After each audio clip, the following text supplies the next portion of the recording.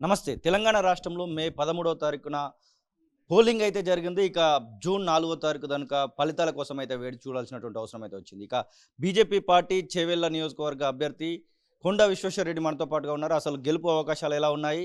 ఇక ఈ 15, 16 రోజులలో రైతుల కోసం అలాగే నిరుద్యోగుల కోసం ఎలాంటి కార్యాచరణ చేయబోతున్నారు తెలుసుకునేటువంటి సార్ ఎట్లా ఉంది?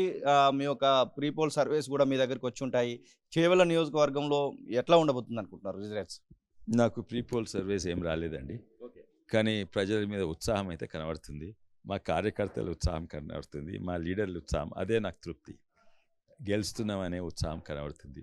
దానికి నాకు సర్వేలు ఏం అవసరం లేదు. తప్పనిసరి గెలుస్తున్నాము. 2 లక్షల ఓటుతో గెలుస్తున్నాము. అది తప్పనిసరిగా అవుతుంది. కానీ అదైతే ఇంకా ఎలక్షన్స్ అయిపోయినాయి.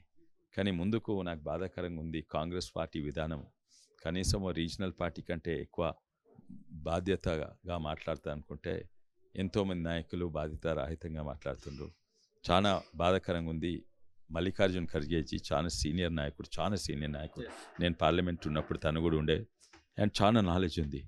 కానీ ఆ నాలెడ్జ్ నేర్చుకున్నదాన్ని తుంగలో తొక్కి ఉత్తనే రాజకీయ వనప్మెన్షిప్ కొరకు మాట్లాడుతున్నట్టు అనిపిస్తుంది. లేకుంటే మర్చిపోయిండా? ఎందుకంటే తను కూడా గ్రాస్ రూట్ లెవెల్ నుంచి మీదికి వచ్చిండు. కానీ పెద్ద స్థాయికి పోయి మర్చిపోయినట్టు. బీజేపీ ప్రభుత్వము, మోడీ ప్రభుత్వము 5 కేజీలు ఉచిత బియ్యం ఇస్తుంటే మేము 10 కేజీలు ఇస్తామని. అసలు మల్లికార్జున ఖర్గే గారికి తెలుసా మనిషి ఎంత తింటాడో, ఆ బియ్యం ఎట్లు ఇస్తారో, ఆ 5 కేజీల బియ్యం ఎవరికి ఇస్తారో అది తెలుసుకోవాలి. మల్లికార్జున ఖర్గే కొంచెం రీసెర్చ్ చేయాలి. అది బియ్యం ఇచ్చేది ఒక మనిషికి ఇయ్యారు 5 కేజీలు, ఒక కుటుంబానికి ఇస్తారు. కుటుంబంలో 2 పెద్ద మనుషులు ఉంటారు, 2 భార్య దంపతులు ఉంటారు, వాళ్ళ పిల్లలు, ఓ సంటి పిల్ల, ఓ చిన్న పెద్ద స్కూల్ గోయింగ్ పిల్లలు ఉంటారు. అయితే పిల్లలు, మన పసిపిల్లలు అయితే అన్నం తినరు, పాలు తాగుతారు, ఇది తాగుతారు. తర్వాత చిన్న పిల్లలు తక్కువ తింటారు, మహిళలు తక్కువ తింటారు, పెద్ద మనుషులు తక్కువ తింటారు. అంటే యావరేజ్గా 200 గ్రాములు తింటారు. ఆయనకు తెలియదు 200 గ్రాములు ఒక యావరేజ్గా మనిషి తింటే ఇంటూ 365 అంటే అది 73 కేజీలు ఏడాదికి తింటారు ఒక యావరేజ్ మనిషి. కొంచెం ఎక్కువ 75 ఉండొచ్చు, మ్యాక్సిమం 80. వీళ్ళు ఏమంటారు, మేము 10 కేజీలు నెలకి ఇస్తాము, 10 ఇంటూ 12 అంటే 120 కేజీలు ఇస్తారు. ఏం చేస్తారు? అవసరం లేనిది కూడా నోట్ల కుక్కుతారా? ఎవరికి లాభం ఇది? దాంతో ఏం చేయాలి? అసలు మన భారతీయులు, మన ప్రజలు ఏం తింటున్నారో వాళ్ళకి సోయి లేకుంటే agriculture policy, food security policy ఎట్లా చేస్తారు? వాళ్ళ ఇటువంటి ప్రభుత్వం వస్తే ప్రజలు ఏం తింటారో కూడా తెలియదు. నిజంగానే దేశం నాశనం అయిపోతుంది. ప్యూర్ వనంపెన్షన్ పాలిటిక్స్ తప్ప దీంట్లో ఏమీ డేటా ఉపయోగించలేరు, రీసెర్చ్ ఉపయోగించలేరు. ఆఖరికి ప్రజలు ఏం తింటారో కూడా వాళ్ళకి తెలియదు. అందుకే చాలా బాధాకరంగా ఉంది. ఓ బాధ్యతారహితంగా ఇట్లా మాట్లాడితే ప్రజలు ఎవరు ఒప్పుకోరు.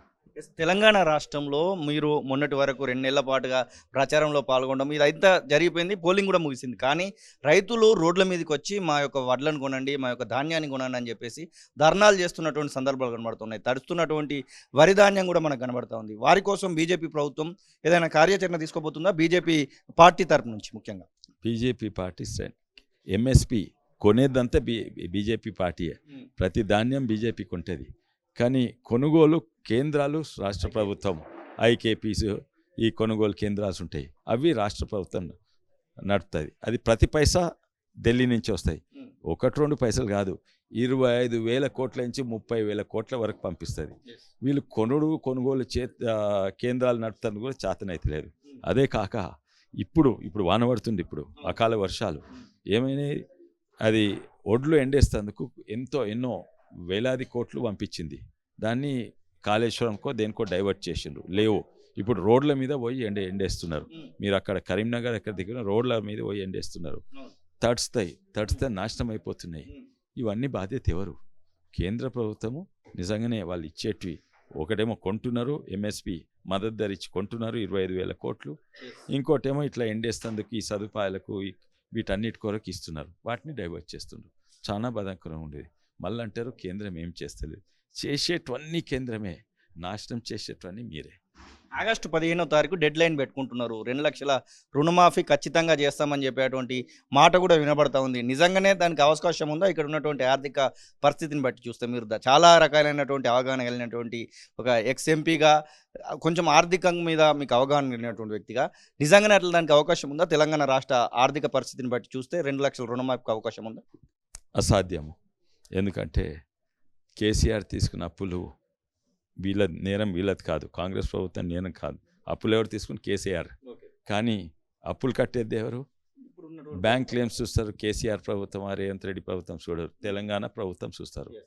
అప్పులు కట్టేది తెలంగాణ ప్రభుత్వం. ఇప్పుడు కాంగ్రెస్ ఉన్నది. ఎంత కట్టాలి అప్పులు? 80,000 కోట్లు మిత్తి ప్లస్ ప్రిన్సిపల్ కలిపి 80,000 కోట్లు. తర్వాత జీతాలు ఎంత? 55,000 కోట్లు.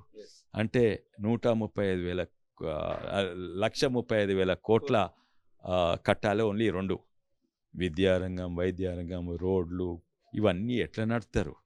5,000 కోట్లతో నడుపుతారా? నడపరాదు.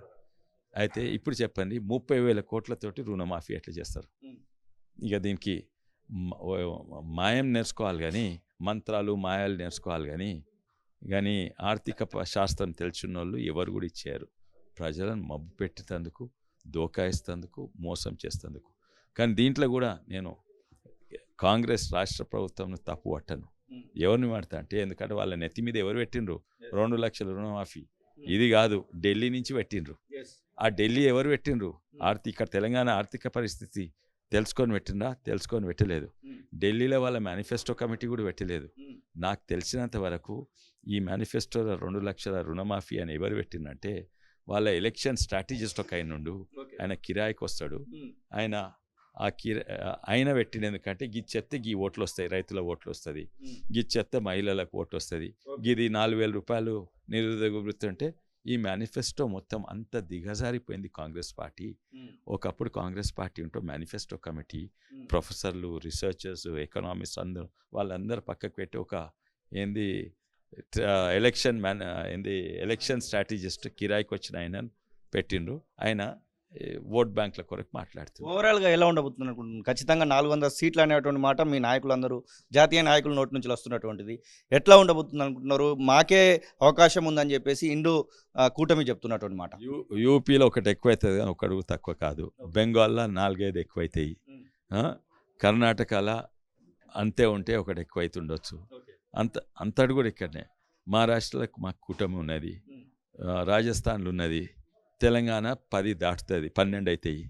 ఇవన్నీ చూస్తే 400 తప్పనిసరిగా వస్తాయి అనుకుంటున్నా. ఇది కొండా విశ్వేశ్వరరెడ్డి చెప్తున్న మాటలు. ఖచ్చితంగా 400 సీట్లకు పైగా ఎన్డీఏ కూటమి గెలుస్తున్నటువంటి ఆశాభావాన్ని అయితే వారు వ్యక్తం చేస్తున్నటువంటి పరిస్థితి. కెమెరా పర్సన్ సతీష్తో శ్రీనివాస్, తొలి వెలుగు, హైదరాబాద్. అసలైన తొలి వెలుగు. ఫాలో వాట్సాప్ @తొలి వెలుగు అఫీషియల్.